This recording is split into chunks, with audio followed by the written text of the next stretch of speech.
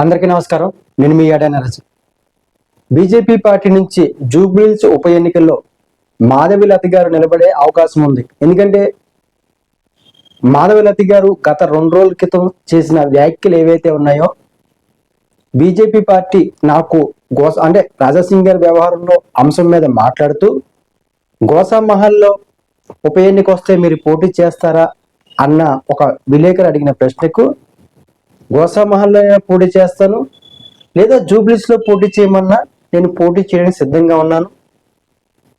BJP అధిష్టానం నాకు BJP party ఏదైతే లైన్ ఉంటుందో, ఏదైతే బీజేపీ పార్టీ ఆదేశం ఉంటుందో ఆ ఆదేశం ప్రకారం నేను పనిచేయడానికి సిద్ధంగా ఉన్నాను అన్న విషయాన్ని మాధవిలత గారు చెప్పడం జరిగింది.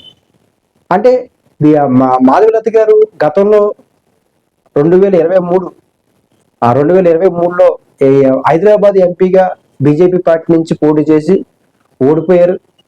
అదేవిధంగా ఈ మధ్యకాలంలో మాధవిలత గారు బీజేపీ పార్టీ సంబంధించిన సిద్ధాంతాల మీద, హిందూ ధర్మం మీద చాలా ఎక్కువగా పోరాడడం, బీజేపీ పార్టీలో చాలా యాక్టివిటీ ఎక్కువగా చేస్తున్న లీడర్లో మాధవిలత గారి పేరు కూడా వినిపించేలా ఆమె చేసుకోవడం కూడా ఒక ప్రాధాన్యం సంతరించుకుంది. కాబట్టి జూబ్లీహిల్స్ ఉప ఎన్నికల్లో బీజేపీ పార్టీ నుంచి మాధవిలత గారు పోటీ చేసే అవకాశం ఉంది అన్న విషయాన్ని మాధవిలత గారే లైట్ ఇచ్చారని మనం చెప్పుకోవచ్చు. కాబట్టి వివిధ పార్టీల నుంచి, అంటే రకరకాల పార్టీల నుంచి రకరకాల క్యాండిడేట్లు మనం అనుకుంటున్నాం. అయితే బీజేపీ పార్టీకి గత ఎన్నికల్లో 40,000 ఓట్లు పైగా ఈ జూబ్లీహిల్స్ నియోజకవర్గంలో రావడం జరిగింది.